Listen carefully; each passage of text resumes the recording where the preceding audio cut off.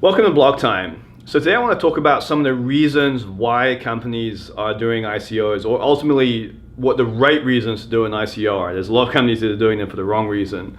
And as part of that, I want to introduce this idea of the token economy and kind of give some insight as to where I think this is going and on what kind of time frame. So before we get into ICOs, what do I mean by the token economy? Well, every time we do an ICO, tokens are issued, and these tokens have a whole range of different utilities and attributes. We've seen tokens issued for gaming, for hotels, for taxis, for online gambling, all number of different things, and some of them are very innovative. But right now, we're not going around interacting with these tokens on a daily basis. So to contextualize this, let's use air miles as an example. So when I travel, I get air miles. Those air miles sit in my air miles account, but ultimately they're just a number in a database and they're locked into that system. If I want to transfer them to a friend of mine in exchange for some of his air miles or for exchange for some money, I can't do that. They're locked within the system. Similarly, when we think of MP3s or online video, those videos, you can't buy an MP3 and then sell it to someone else. It's locked within that system. Similarly, with the final example I use is with concert tickets. So if I buy a concert ticket, the secondary resale market is quite complex. You can use things like StubHub or Craigslist, but two problems. One, you don't have a good guarantee of authenticity, and two, generally it's considered against the rules to actually resell these tickets. Now, ultimately, the problem there, the reason this is the case is because the original creator of that value, so in the example of a concert ticket, the band is playing a concert, can't benefit from you buying and selling their ticket. Same with an MP3. If you buy an MP3 and then resell it to a friend of yours, the artist isn't benefiting from that. So that's generally why these companies try and prevent that.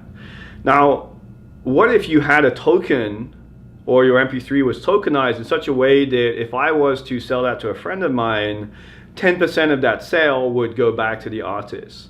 Similar with the ticketing system. What if I was to buy a concert ticket and then I decide I can't go anymore, I want to sell it to a friend of mine, but 10% of that fee or 20% of that fee goes back to the ticketing company or the band that's playing.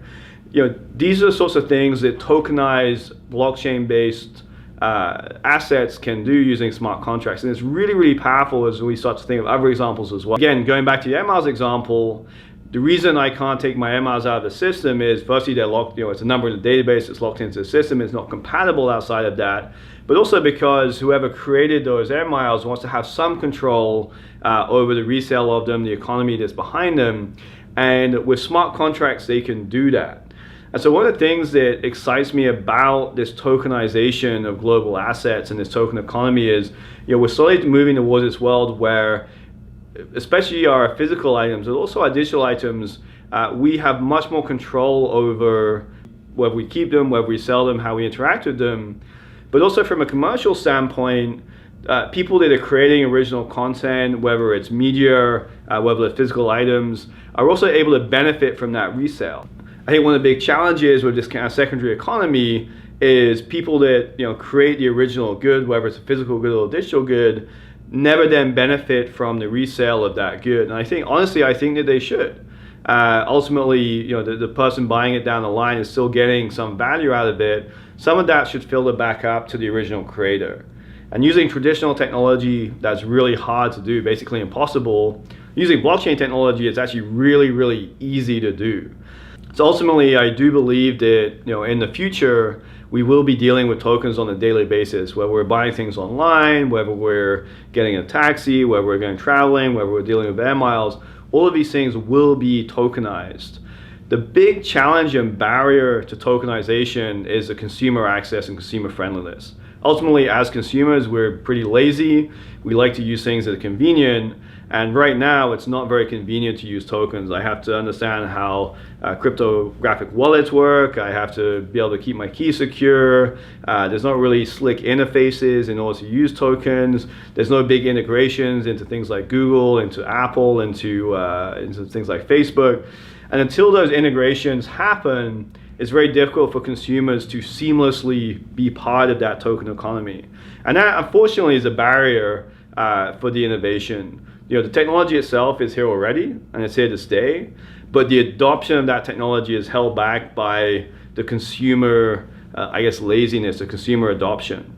And that's not uncommon. Typically, consumers take about 10 years to adopt a new technology. We've seen this with the internet, we've seen it with mobile phones. Historically, if you look back, it's a 10-year cycle from the inception of that technology to the true adoption. And I think we'll see that with tokens as well. The technology is at its inception stage, and within a 10-year time frame, but likely at the latter end of that, will be the point at which we're very comfortable using tokens for our everyday activities. Now, I'm bringing it back to the ICO world. So this is one of the challenges I see of ICOs is I think a lot of the tokens that are being issued in ICOs actually have a lot of intrinsic value. We see a lot of noise in the space, but the companies have really thought through why they're doing an ICO, what their business model is, and what their token does. That token has a very legitimate use, but consumers are not at a point where they can really start interacting with that token in a useful way. It's not the technology that's holding them back, it's the consumer access and ease of use of those tokens. So when I look at the ICO market as a whole, I'm very excited about what I see. I'm excited about the technology that's going into these token creation events, and then the utilities behind these tokens. The token economy is coming. There's no doubt about it. It is coming. It is going to transform our daily lives. I'm absolutely convinced on that. The question is the timing. As consumers, how fast are we going to get comfortable with using and interacting with tokens on a daily basis?